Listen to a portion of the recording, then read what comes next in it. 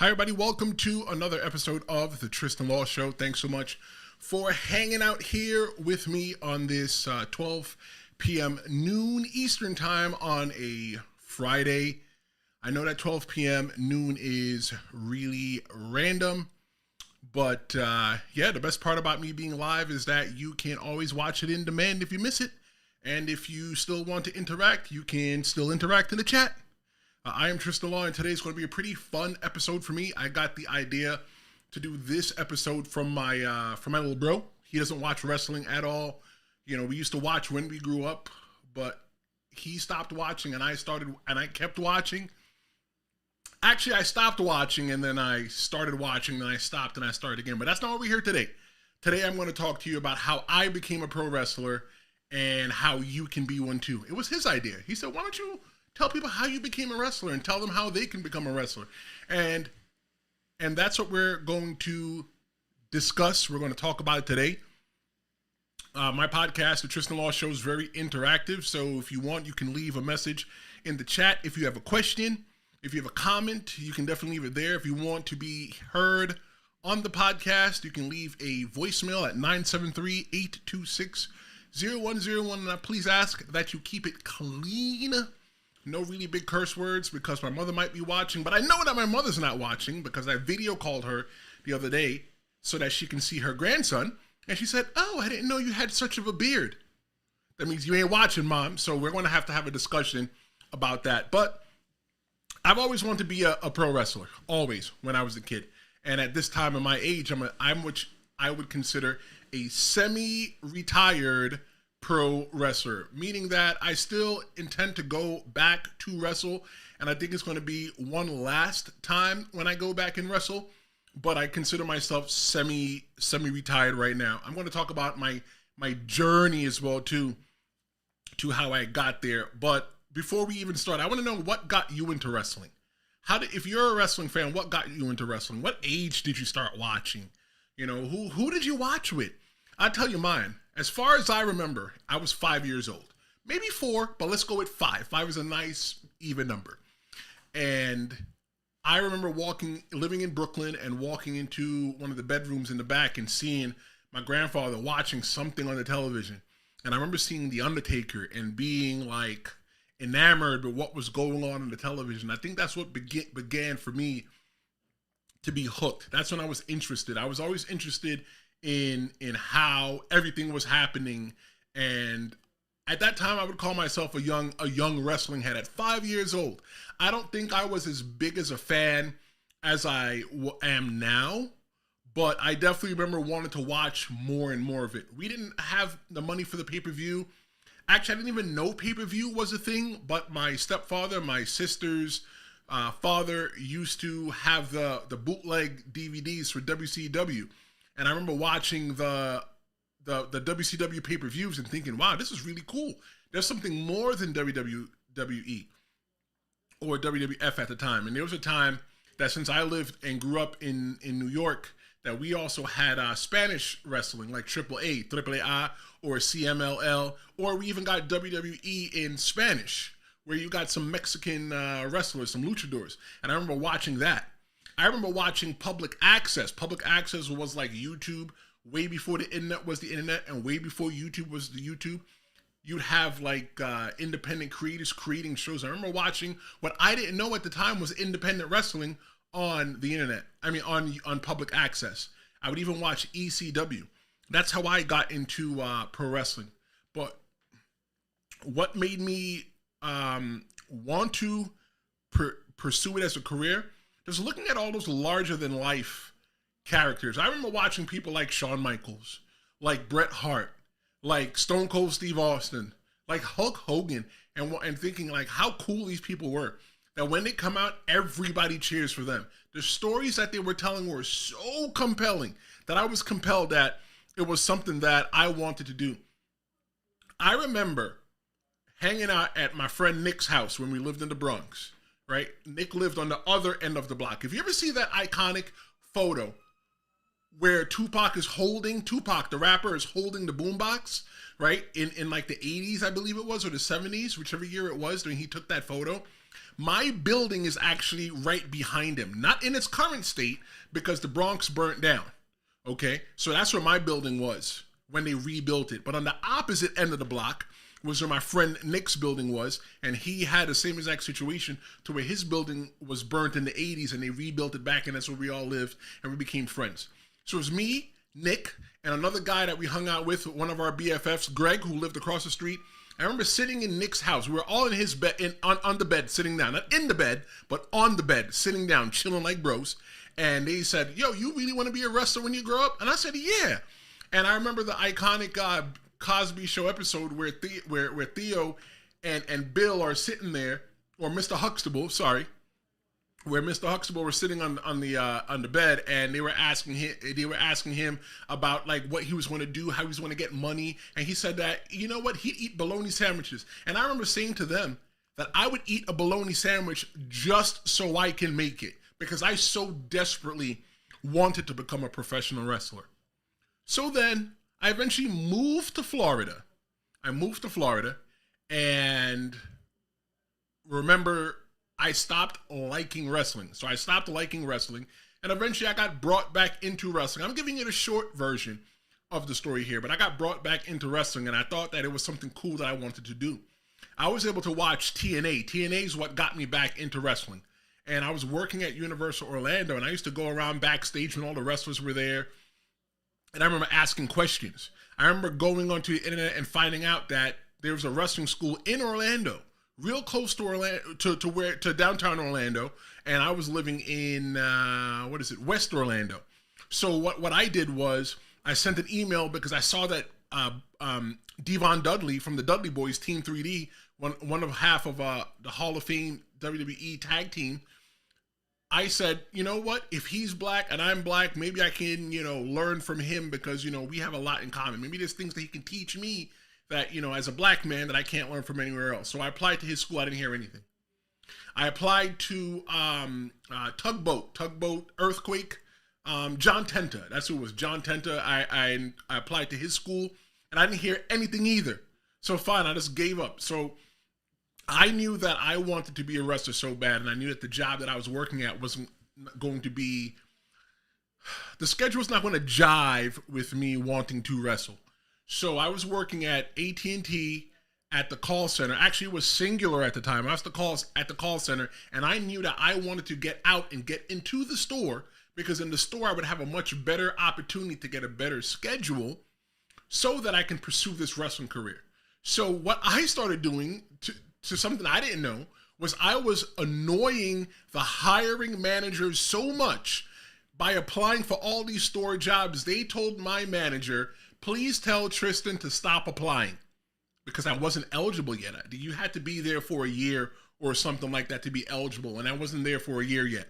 But let me tell you, when that year came, I got into the store, and through that year while I was there, it was about 2006, 2007-ish when I first started pro wrestling school. I was working out every day. I was eating only salads. I don't think I was having the healthiest diet, but I was trying so hard to lose the weight. I got a credit card, and then one day I looked on the internet. I saw Bubba Ray Dudley and Devon Dudley, the Dudley Boys, were having a pro wrestling school opening in Kissimmee, Florida, and I applied.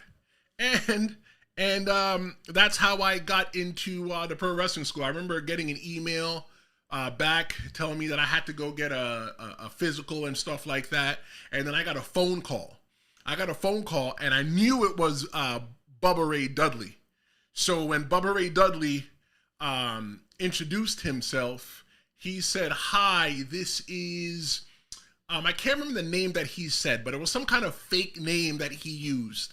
And when he called, I remember picking up the phone and going, knowing that it was him, but there was a second time that he called back. And when he called back, he said, hi, this is Bubba. And because I was such a big wrestling fan, I knew everybody's real names. I said, hi, Mark. His first name is Mark. His real first legit name is Mark. And that was my first lesson in pro wrestling. Before I even got into the school, he said, Bubba. His name is Bubba. That's what he wanted me to call him. He didn't want me to call him Mark. He didn't want me to call him anything else. He said to call him Bubba. And from that day on, I called him Bubba. Until this day, I still call him Bubba. You know why? Because I'm not one of his family friends to where I call him Mark. I am not somebody in the professional wrestling business who is up there with him that can call him Mark. And I'm sure 100% that the people that are up there with him don't call him Mark. They call him Bubba. So I call him Bubba till this day, even though his name is Bully Ray. It's funny, right? Because I eventually learned that after being in the wrestling business for a little bit, there's a bunch of guys that we all run around with, we all hang around, but we really don't know each other's real names. We don't know each other's real names. Like, there's a guy that I hung out with, I knew his name was Dan Murdoch. And then when I found out what his real name was, I go, that's not even close to what your name is. But you know what? He was Dan. That was his name. His name was Dan. His name was Murdoch. You know, there's one of my teachers in school, in the pro wrestling school, when I came to New Jersey, his name is Richie Rotten, right? I don't know what his real last name is. I think I know what his real last name is. I know his first name is Richie, right? But you know what? He's Richie Rotten to me. That's the way he introduced himself, and that's the way he prefers to be called. And out of respect, that's the way that I call him.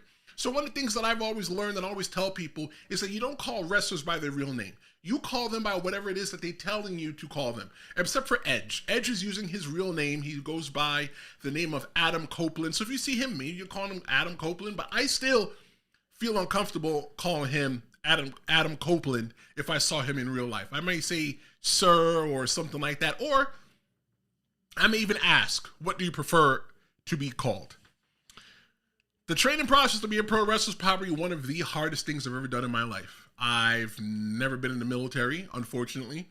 I've practiced football. I have worked as a manager at Walmart. And let me tell you, if you know anything about being a manager at Walmart, that's some tough work there. But being a pro wrestler was so tough in that pro wrestling school when I went to Team 3D Academy in Kissimmee, Florida.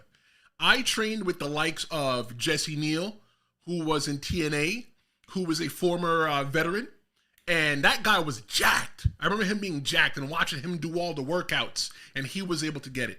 I trained there with QT Marshall at the same time, Tama Tonga, and a bunch of other, Leva Bates. We all trained around the same exact time, right? But I was way less advanced than they were because they all had prior training. They all came from another school and stuff like that. But the difficult part was, for me, probably was the workouts. My first personal trainer ever was Dan Carr, the original creator of the original American Gladiators. And I always give him that credit. He's a hell of a guy, Apache Dan. And he had this workout that they had at the school. It was called the Dudley Dozen. It was 12 different workouts that you would have to do 12 reps for, and you would do it to time. I never forget, when you come into the school, one of the first things they do is they give you that workout. It's just like a test to see where you are. And it took me, golly, you have to finish it. You should finish it, right? Because it gives you a place to go. And I finished, I don't even remember my time. It might have took me a half an hour to get done. It was brutal, your body's screaming. So one of the things that we would do is that every single day that we would come to the wrestling school, we would do some kind of calisthenics. I was in such good shape. When I went to Team 3D Academy, I was like, I could have been a model, a body model. I was looking at photos, like personal photos of me earlier today from 2007. I was like, damn, bro, you was in shape. But then a couple weeks later, I knew that my time was coming, that I would have to retest. I can't remember how often that it would be that you'd have to retest. But I went in and I retested. And I remember before I retested, my roommate at the time, we would go in and we would practice every single day. He wasn't a wrestler. He was just a regular guy. And I would show him the workout. And we would practice the workout every single day. But what I would do is I would always do it with heavier weight. It would always be a third of your body weight. So whatever your weight was, it was a third of your body weight. So if you came in there heavy, it would behoove you, it would be within your best interest for you to lose weight. Because if you lost weight, it'd be you can say that you want to lift a lighter weight. But what I did was that I always lift with a heavier weight. Whatever my weight was, might have been, let's say I was like 275 or 280 or something like that. I'd lift with a third. So I'd always lift with just a little bit more, just so it's always a little bit more challenging. Let me tell you, when I went back into that wrestling school and it was time for me to train to do that test again, I think I knocked it out in maybe 5 minutes. Okay, I remember at the time I held the record for the most improved in the Dudley Dozen, and that showed how badly I wanted to be a pro wrestling. That was my key moment. That was a huge challenge that I had. Another challenge that I had, and I'm only saying this because I want to give a shout out to the guy that helped me. I remember this was back in the time of MySpace, and I was having a time learning simple moves. I'm not going to lie, I wasn't athletic. You know, I didn't play baseball. Actually, I did play baseball when I was a kid. The ball hit me in the head more times than I caught it, or I hit it. Couldn't play football, you know, because I couldn't catch. I couldn't really throw, but, you know, I could run and try to tackle someone. I could run fast. Couldn't play basketball. Could never get the dribble through my leg things. And I shoot more air balls than you could even imagine. Right? I shoot more air balls than a 5-year-old shooting in a basketball court. Okay, I was terrible at sports. You know, I wanted to do hockey, couldn't skate, couldn't do anything. So this is all new, this whole athletic thing for me. And one of the things that I had a problem with was a basic move like the hip toss. So back in the MySpace days, somebody found me on MySpace who knew that I was affiliated with the Team 3D Academy, and they wanted to ask questions. This guy was already an established wrestler, a little bit more established than me, a little bit more experienced than me. And he was asking questions about the school. He was asking me how I like it. So I told him that I was having issues with the hip toss. Basic move. If you are a pro wrestling fan or you are a pro wrestler, you know exactly how basic can be the hip toss is. And I couldn't take that move. And I was thinking about, you know, maybe this is not for me. And his name was Jack Zaylor. Jack said to me, bro, do this, do that, you'll be all right. Eventually, me and Jack fell out because, you know, technology, you know, shifted. You know, I shifted to Facebook and I couldn't find him. And then one day I decided to type his name into Facebook and I found him. And he was on WWE. He was doing extra work. He was making a good name for himself. But unfortunately, a couple of years ago, I think it might have been 2012, 2013, he took his own life. And I never got the opportunity to thank him for helping me remain into the business. And which is why one of the things I do today is I never tell anybody that they can't be a pro wrestler. If it's something that you want to do and you work hard at it, you can do it because you know what? I did it too. I got my first opportunity in pro wrestling in about 2013, if I'm not mistaken. The story was that I moved to New York, and I started going to a pro wrestling school in New Jersey. That was headed by Richie Rotten. It was the BWO Pro Wrestling School, Body Slam University. And Nunzio from ECW, Little Guido Maritato, he was a part of the school. He was one of the teachers.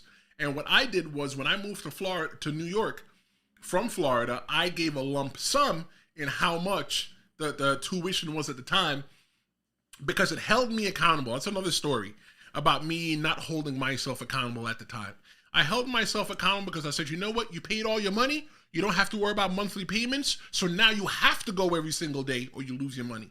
The school was open maybe 4 or 5 days a week. And I think I probably went 4 or 5 days a week. I would work and then I would work all day selling cell phones in the store in New York. And I would drive all the way down to New Jersey, maybe about an hour and 10 minutes. And I would go to the pro wrestling school and I would kill myself for a couple hours. I would work hard in the ring and I would drive back home and do it all again.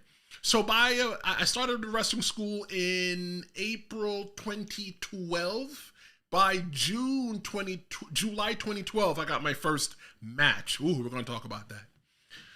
I got my first big opportunity in pro wrestling because of Nunzio. I never had confidence in myself, really. I think I was doing pretty good in the BWO. I was actually watching videos at the time, too. Like, bro, you were slim. Like, you were it. And Nunzio told me, hey, look, I got this show that I'm working in Scranton, Pennsylvania. Hey, I'm going to drive to your house. I'm going to jump in your car and you drive the rest. Nunzio only lives about, from where I lived, he lived about 45 minutes away from me. And that's with traffic. With no traffic, you're probably doing about 40. So I would get in the truck and I'd drive to Scranton. That was my first big opportunity ever that I got because of him. And I owe him. I owe him for all of that. But my first wrestling match, golly. So I was there in April of 2012. I was already trained by the Dudley Boys, but just a little bit. I knew the basics. The Dudley Boys gave me the foundation. They taught me how to chain wrestle. They taught me how to get in and out of the ring. Oh, fun fact, at the Dudley Boys school, the very first thing that you learn was how to get in and out of the ring. And it sounds so stupid that, oh, you wasted your money to learn how to get in and out of the ring. Yes, it's very important because you can get out of the ring the wrong way and twist your ankle. So we were building up that muscle memory.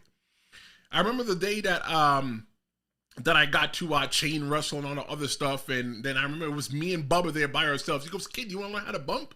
I go, yeah. You know, he asked me one time one-on-one, "Are you a mark?" And I was like, "Nah, I'm not a mark." All right, Bubba, I'm going to tell you the truth now. If you're watching, yes, I was a mark. I respected the business. I respected what you did. I respected what everybody's done before me. And I respect what everybody has done after me. I love pro wrestling. And at the time, you know, that's something that you couldn't admit in pro wrestling school, that you were a mark. But if you ask me, knowing what I know now, the biggest marks are the one in the pro wrestling business itself. Marks are people that believe what it is. All of us pro wrestlers sat around watching television and something triggered into us that, you know what, one day we can do this too. Yep, so we were the biggest marks. Not as the biggest marks are the ones that are in the ring, not the ones that are on the other side. The other ones on the other side that pay money to be there, they're a close second. But anyway, in New York, in New Jersey, I started the school in July.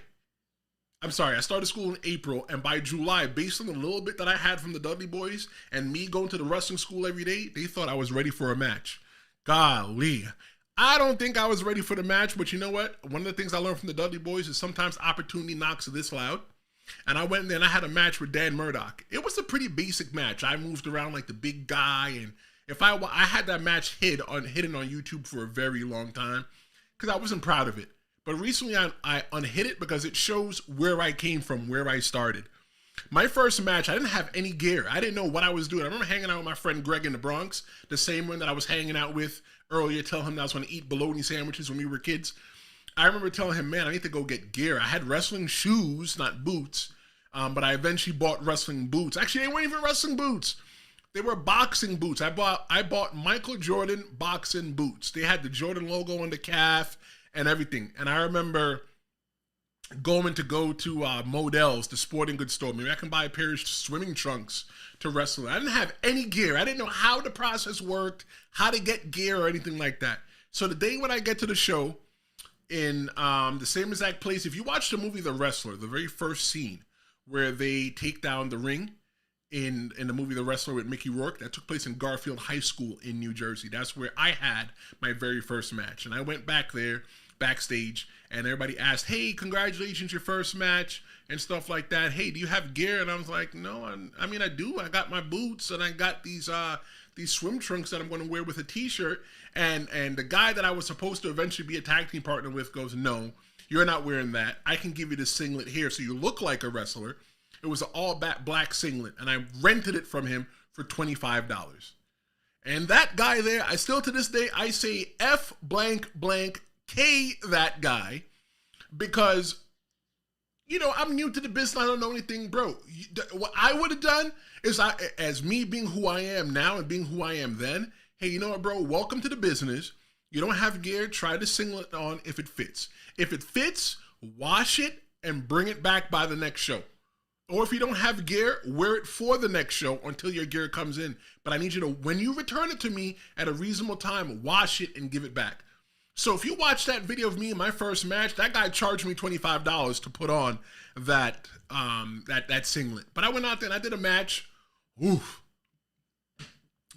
I don't think it was my greatest work at all.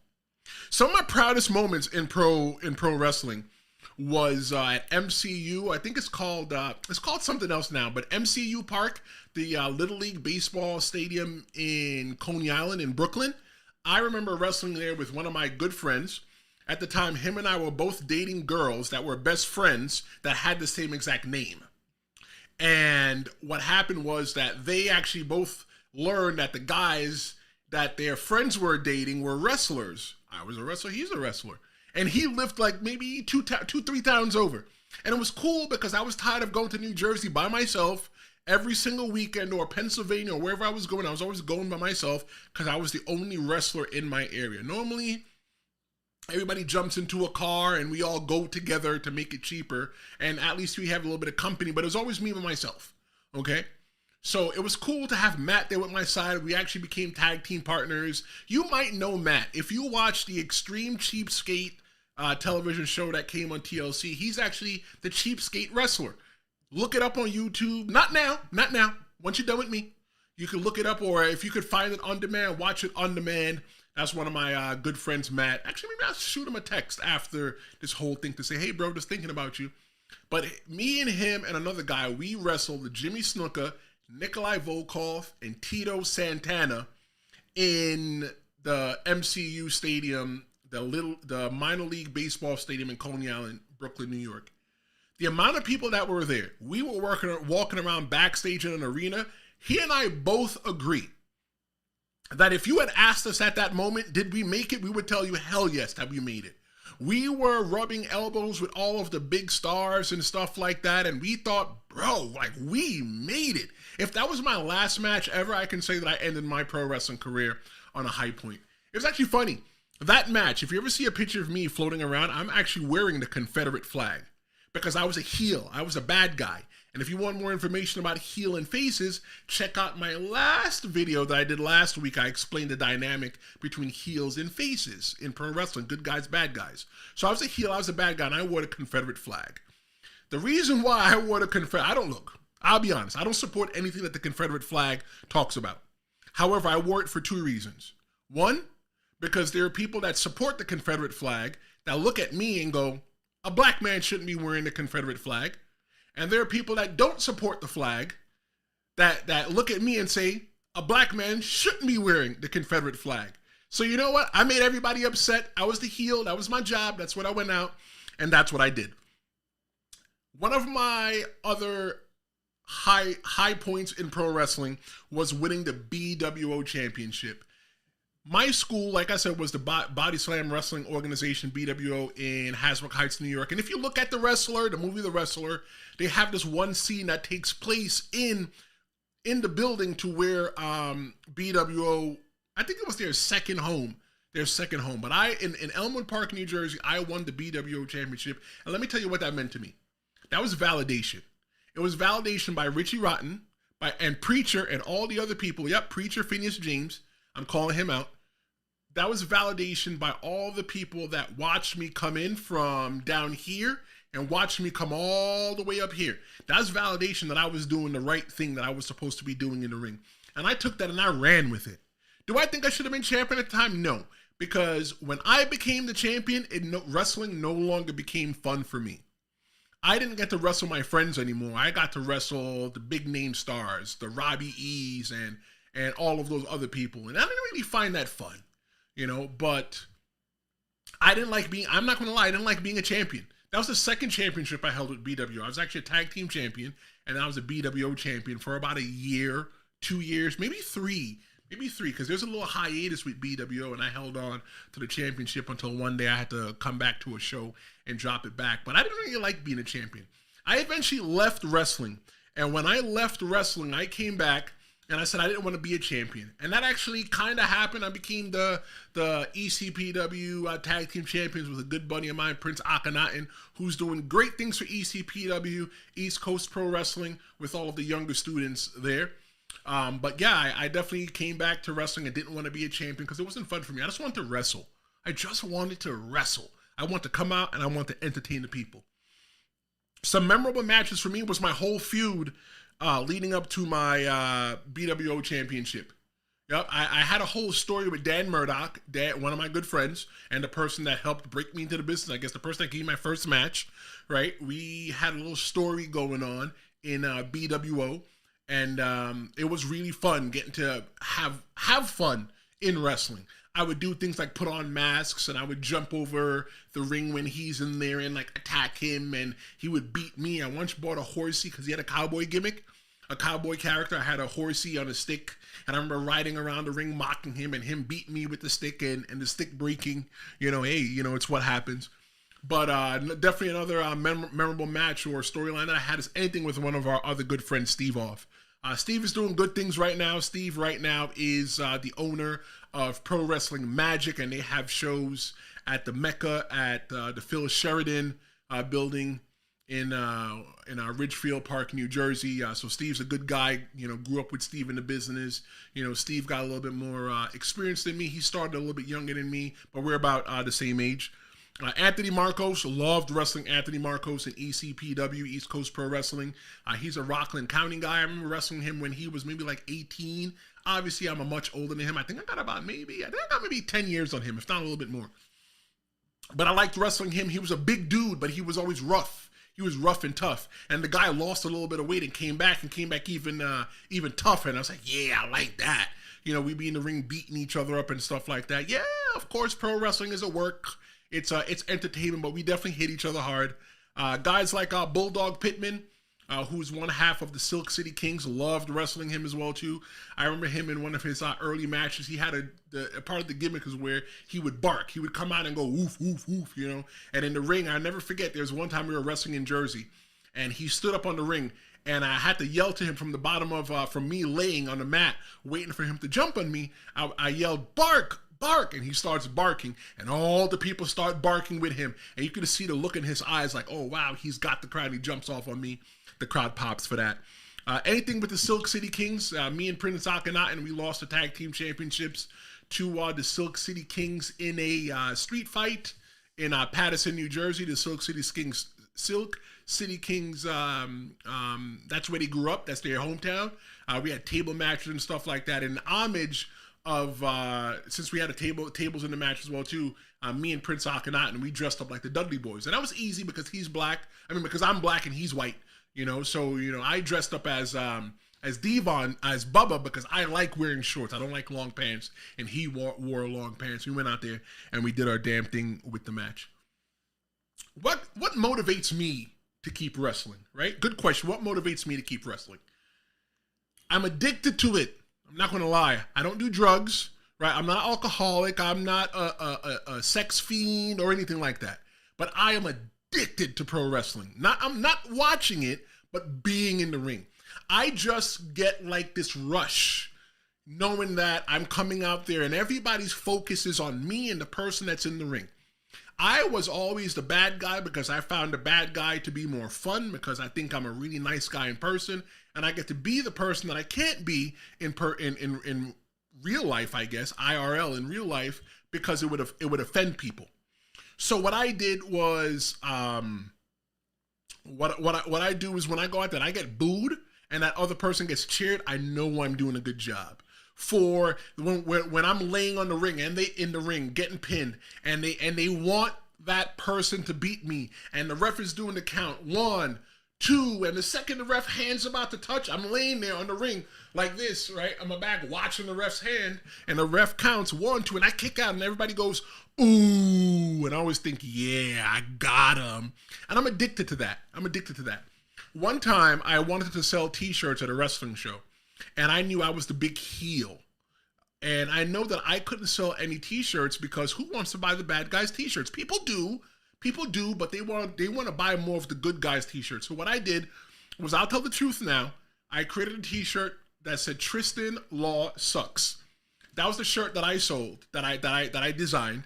I had a buddy of mine create the shirt who's also a wrestler. And what we did was I had somebody else sell the shirt. And I would come out to the show and I would say, I don't know who's selling these Tristen Law shirts, but I'm Tristen Law, and I just want to let you know that I don't suck. And I don't want to see anybody buying those shirts. I think I sold the most shirts that day. I think I went home with maybe 2 shirts left. And that was from me just thinking of different ways of how I could make merchandise and make money as a heel. Some of the things I would do is if I would get a picture, I would take a picture with my face and I would draw mustaches on it and beards and like devil horns and have other people sell it for me. And then, give them a little cut on the money. But that's different things that I would do to help me make money in the pro wrestling business and still get over as a heel. Because I always say I never really talked to people when I wrestled, because I never forget that one time that this dad was there with his son.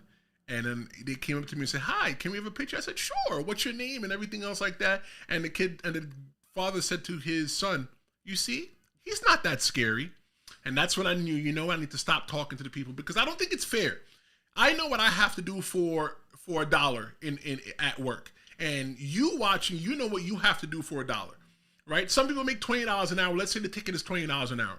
So you got to spend 1 hour's worth of work to come see me. The last thing you want to see is the rabbit pulled out the hat. The last thing you want to see is, wow, he's really a nice guy. He's just pretending. I always wanted for you to think for a second, you know what? Maybe that guy's legit. Maybe he's not. But you know what? It's never for you to know.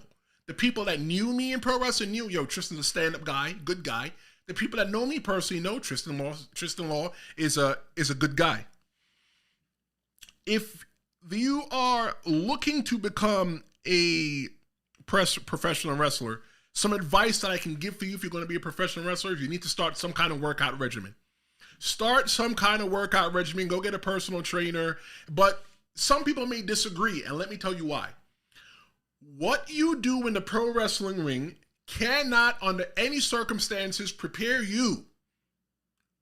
What you do in the pro wrestling ring, under no circumstances can you be prepared for it by running a mile, by being able to run 10 miles, by being able to lift up the entire world. It doesn't make sense, but let me explain it to you. There are at the time when I would, even at my biggest, right, I can wrestle a 20-minute match, but I couldn't run a mile. I promise you I couldn't run a mile. There's people that can run a mile that can't last 5 seconds in the ring. It's a different kind of cardio. There's two kinds of shape in pro wrestling. There's ring shape, and then there is in shape, and you need to be both. One always helps the other. If you are in shape, it's easier to get into ring shape, okay? So what I always make sure that I tell people is start a workout regimen. Go work out. Go lift weights, go do something so that when you get to pro wrestling school, that your body's not like, hey, what's going on for you? The next thing I would recommend for you to do if you are an aspiring wrestler, you want to become a pro wrestler, watch wrestling. I'm not talking about what you see on television now. And when I mean now, you could be watching this video 5 years from now. You could be watching this video tonight. You could be watching this video live right now. What you are watching on television right now is not going to help you. It might help you because you might know what is currently happening, but strive to be different. And what I always strive to do is, I remember when I came back to pro wrestling, the last time, not the first, the time that the run that I just had, I remember seeing everybody flipping off the rope and thinking that's what I had to do. And I was like, no, be different. So I strive to be different. And one of the things that I do is that I wrestled very old school. I came out there with the basic trunks and boots, regardless of how I looked, because in the 1970s, that's how wrestlers looked, regardless of how they looked. You got a gut, you wear your trunks. That's all that mattered. The first steps you should take is find a pro wrestling school. They have different pro wrestling schools that fit different budgets. And it looks like the neighbor's playing music. Probably gonna have to go have a conversation with the neighbor. You know what? Give me 1 second. Let me go have a conversation with the neighbor, and then we will be right back. Just give me 1 second.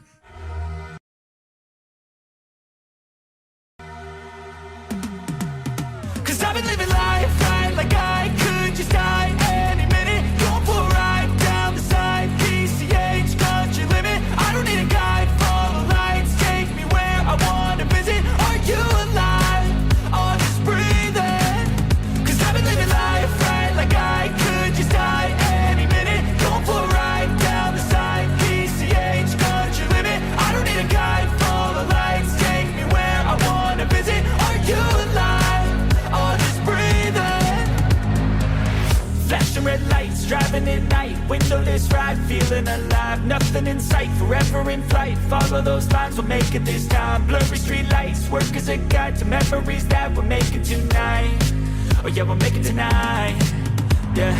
I'll do anything that I feel like I wanna do. I'm living life like I got nothing left to prove. No end in sight, just always staying on the move. I'll go all night if that's just what I gotta do. Life's too short to care about what you can't afford. Memories are in what you explore, so just don't be ignored. Go ask for more.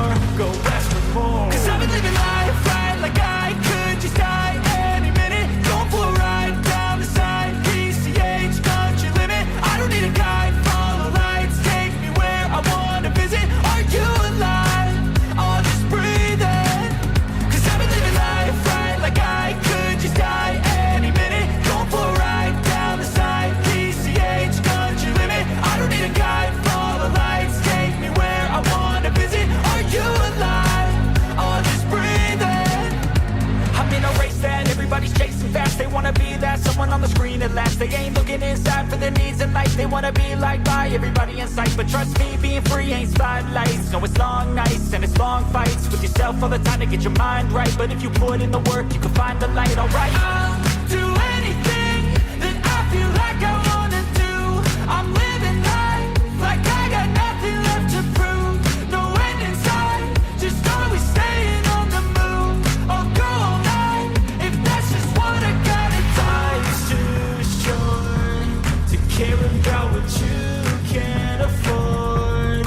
Memories are in what you wish for, so just don't be ignored. Welcome back, everybody, to the Tristen Law Show. Sorry I had to take a little break.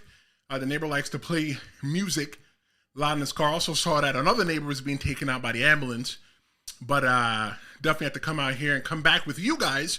So I'm here because we're still doing a live stream. That's the thing I hate about being live, is that when you're live, and whatever happens when you're live, you are just live.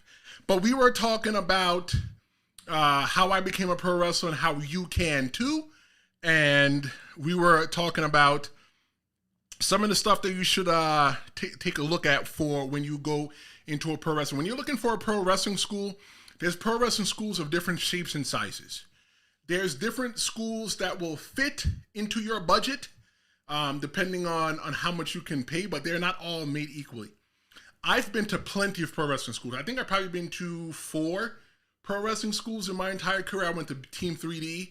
I went to BWO. I went to one in Connecticut, and I went to East Coast Pro Wrestling. And I need to say, and I mean this in the most respectful way possible, every pro wrestling school is different. However, the pro wrestling school that I went to with the Dudley Boys and Team 3D, Bubba and Devon, was the Harvard of pro wrestling. It was the Yale. It was the top of the top pro wrestling school. I plan to open a pro wrestling school one day, and one of the things you have to look forward to is, what can the person teach you? You know, maybe you know what? Maybe you may not be able to afford what it costs to go to a pro wrestling school, to a big name pro wrestling school, but you could start somewhere, get your feet wet, just get the foundations. You should see the people that are training you. Do they at least know the basics? You know, ask other wrestlers, hey, what do you think about this pro wrestling school? If you are looking to be a pro wrestler, and I guarantee you this, if you reach out to other pro wrestlers and that are already in the business, say, hey, I want to be a pro wrestler, where should I go? They can help you. There's a guy that I helped, Beautiful Buddy Thomas. If you don't know him, look for him on the internet. Look for him on YouTube. Not now, when you're done. Beautiful Buddy Thomas, he was already helping out at East Coast Pro Wrestling, and he needed somebody to mentor him, and I mentored him. You know, I always tell him, I can't teach you how to get to the WWE, but I can definitely tell you how to put on a real good match on the indies, how you look different, so that you look different, so that you don't have to jump off the top rope and do flips. If you want to do that, do that. But you know, you don't have to do that to get a reaction.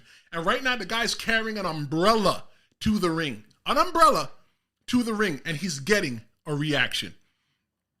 Some of the specific skills or conditional tips that are crucial to be a pro wrestler, definitely learning the basics.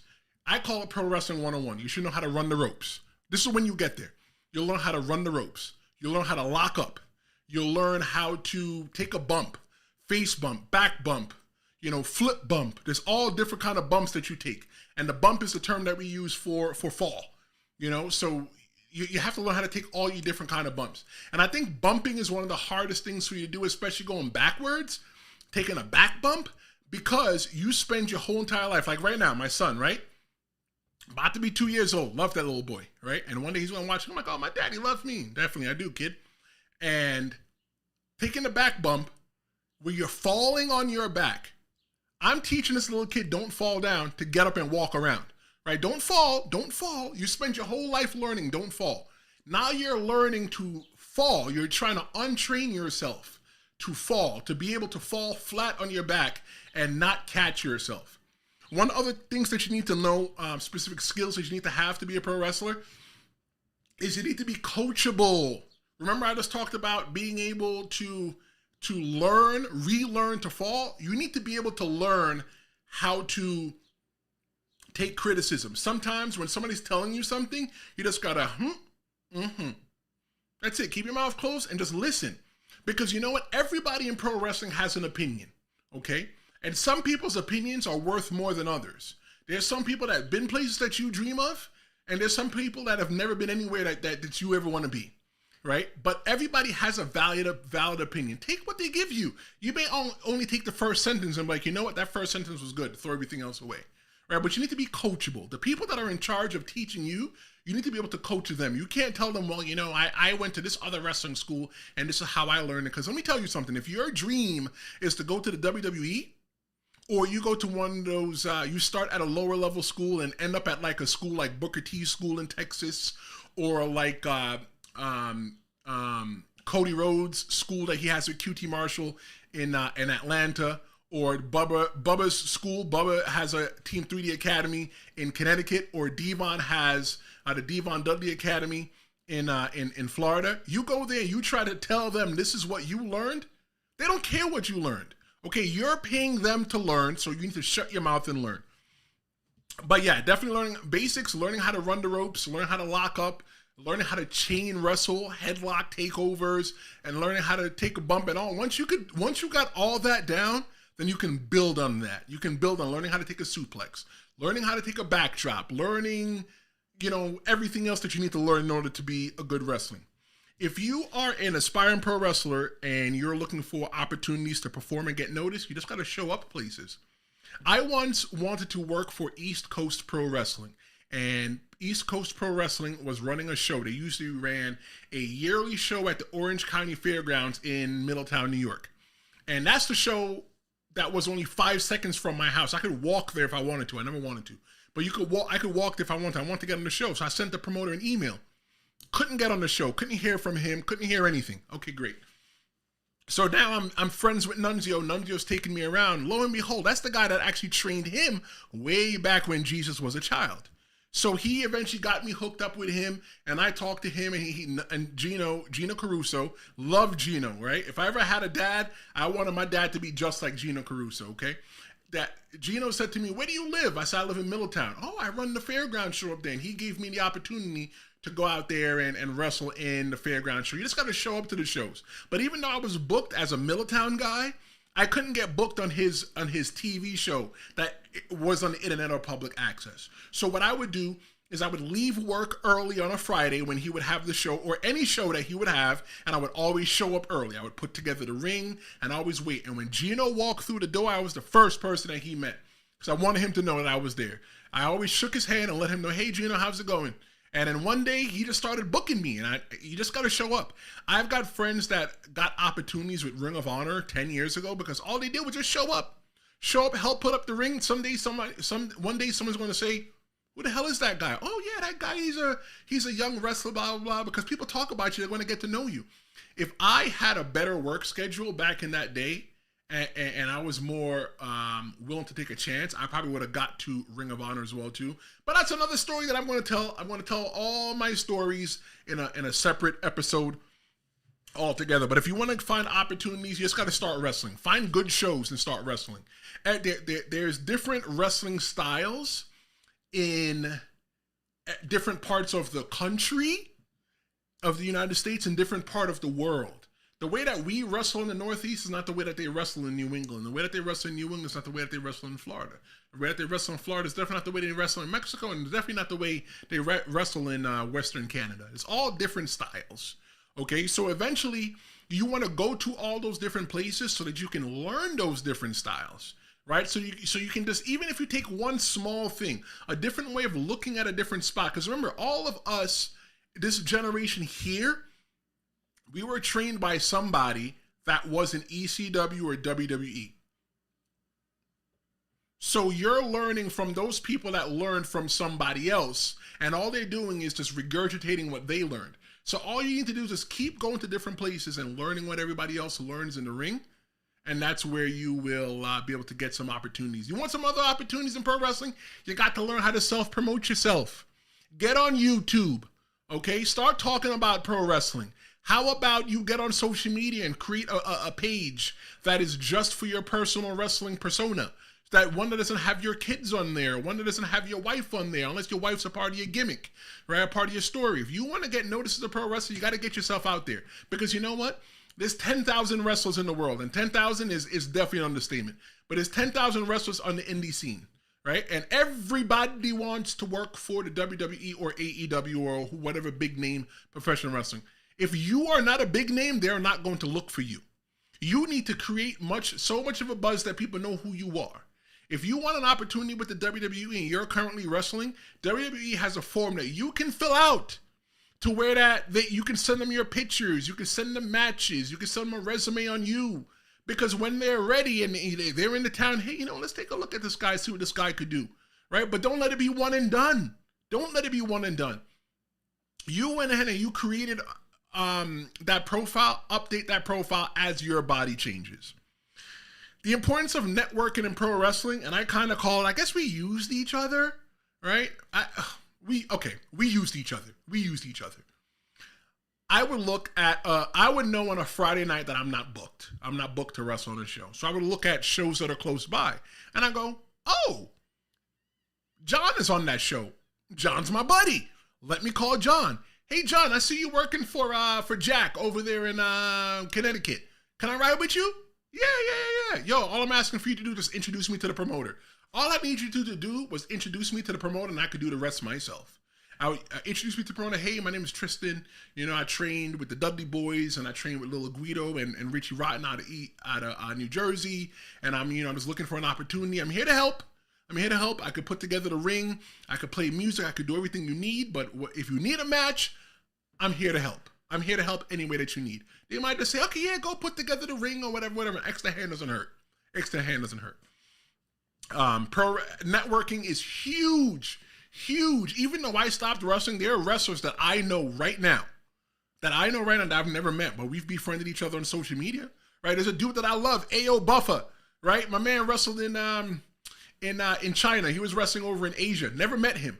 I only know of him through a mutual friend, right? And that person was more of an acquaintance to me, but if I see her in the street, yeah, I guess we're friends. I guess we never really established. We had a working relationship. And she said, hey, you know this guy? I go, no. So we friended each other, and I messaged him, and we talk and stuff like that. That guy's going to do big things. But you definitely have to network in pro wrestling if you want to be somebody. Some of the common challenges and misconceptions about being a pro wrestler, that is easy. Ain't jack easy about being a pro wrestler. Yeah, you see them on TV, throwing themselves down in the ring and having 20-minute matches. Let me tell you something. If you step in a pro wrestling ring right now, let me use me. If I step in a pro wrestling ring right now, and I have not been in a pro wrestling ring I'm about to hit the beginning of year 3 since I've been in a pro wrestling ring, I'm not lasting more than 60 seconds, all right? It's going to be like my first time back in the day. My first time, and I ain't talking about wrestling because my mother might be watching, okay? You're only going to last 60 seconds in the ring because you're going to blow up. You're going to have no wind in your chest. You're going to be tired, okay? Wrestling is not easy. Because you watch somebody perform brain surgery on TV doesn't mean that you can be a brain surgeon, okay? Because you watch somebody headline WrestleMania doesn't mean that you can headline WrestleMania. However, if you work at it and you work real hard and you become consistent, you can definitely be who you want to be, okay? And I empower everybody to be who you want to be. How can you prepare for these challenges? If you're a teenager and you're watching right now, go play a sport in the school. If you're an adult right now, you're in college, go play a sport in the school. Because once you learn how to become coachable, you learn how to take criticism, how to work together as a team. Because believe it or not, even though there are 3 people in the ring, one is the referee, right? And one is you and one is your opponent. You're a team. You're all working together for one cause, to put on your part of the story of the show. Okay, if you can't work together as a team, I don't think you could be a good pro wrestler. If you're in the military, great. Maybe if you were in the military, you might learn the aspect of a team. Being a pro wrestler might be good for you. Some books that I would recommend for you to become a pro wrestler is The Professional Wrestler's Workout and Instructional Guide by Ricky Steamboat, Les Thatcher, and Harley Race. When I went to BWO, that was one of our required readings. And I live by that book. Anybody that ever had a hard time wrestling, I would give somebody that book and say, here, there you go. Go read this. And it gives you workouts that you can try outside the gym and workouts that you can try inside the ring. Okay? Outside of the pro wrestling gym, it gave you workouts that you can do. And inside of the wrestling gym, the ring, the school, it gave you workouts that you can do. If you did that and explained the baby face, the heel, and all that other stuff, that was the closest that you can get to picking Les Thatcher, Harley Race, and Ricky the Dragon Steamboat's mind. The other book that I recommend is the book on pro wrestling legends from Rip Rogers. That's written by pro wrestler Rip Rogers. Once I read his book, it changed my mindset on how I thought about wrestling. I have watched pro wrestling seminars of Al Snow, right? Al Snow, head of OVW. He was the head guy back in WWE, walked around with a mannequin head and asked, what does everybody want? Head. What does everybody need? Head. I watched seminars on him on YouTube of him explaining pro wrestling, and the way that he explained some things, I went, It changed my way of looking at pro wrestling. But if you want to be a pro wrestler, I hope that I inspired you to be a pro wrestler. But you know what? Wrestling is not for everybody. And I always felt that when I was helping training people, I never say that I trained anybody. People would say that I trained them, but I always say that I helped train them. But people that I helped train, even if I didn't think that they were good, I never thought it was within me for me to tell them that they don't belong here. That's something that they need to come along to on themselves. Because nobody never told me that I didn't belong there. When there's times when I felt that, you know what, I didn't belong there. But there's different jobs that you could do in pro wrestling. If you don't want to wrestle, you don't want to take a bump, you can't take a bump, maybe you could be a referee. There's a referee right now, right? Eddie Orengo, he wrestles for the WWE. I wrestled him. He's an outstanding wrestler. Outstanding wrestler. But he's a referee for the WWE. I've told people that I've helped train that I said, if the WWE or any other high-name pro wrestling company comes to you and says to you, hey, I like your wrestling, but I want you to be a referee, go be a referee, because you're still living your dream differently. You still get to travel the world on somebody else's dime, right? Eddie has been to, he was known as El Bandito Jr. Eddie has been to Saudi Arabia. He has been to probably Japan. He has been to the UK. These are places that he probably could have gotten to on his own as a wrestler, but now he's getting to do it behind the machine of the WWE, and he's just a referee. You don't got to punch out your bump card. If you can't be a wrestler, you can't be a referee, maybe you could be a manager. Okay, maybe you only get to take one bump, maybe you don't take a bump, but you're still a very integral part of the show, a manager or a valet. Maybe you're the person that, you're a woman, you come out with a purse and you have a brick in the purse, and you're the one that hits the person that you're managing, valeting for. Maybe you hit their opponent in the head with the brick so that they can score to win. Okay, maybe you could be a color commentator. Maybe you could be a play-by-play. Go to broadcasting school and learn how to be a commentator. Hey, you know what? Don't even wait till you get to broadcasting school. How about you go find some pro wrestling matches on the internet and you just start doing the play-by-play. Just start talking about what's happening. Listen to how Jim Ross does it. Listen to how Michael Cole do it, and find ways that you can make it different and start calling matches on your own. Maybe you like graphics. Maybe you could be the poster designer. Maybe you can be the person that puts the wrestling show on the internet live. But the more that you are willing to do what you understand, there's so many different jobs in the pro wrestling business. And if you came to a promoter and said, hey, I have this idea because I know that you're not live on YouTube every week or whatever, I'd like to help you become live on YouTube. You're an asset. You're an asset. And maybe one day the WWE can hire you, because WWE has people in their music department. They have people in their legal department. Maybe you become a lawyer and say, you know what, I want to work for the WWE. Maybe you say, I want to become a cameraman and I want to work for AEW. Doesn't matter. Doesn't matter. Sky's the limit there. But I want to encourage you to go for your dream. If it's something in pro wrestling that you want to do, you go ahead and do it. I have had such an outstanding time talking with you today and hanging out here with you today that I'm going to be back next week. I'm going to be live streaming on Tuesday at noon Tuesday at noon is when I'll be back, and I'll let you know if I'll do a stream on Friday.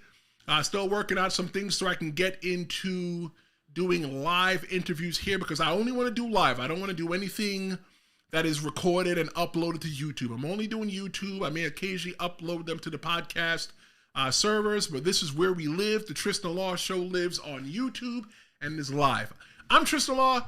Thanks so much for hanging out with me, and I hope you have a good weekend, and see you next time.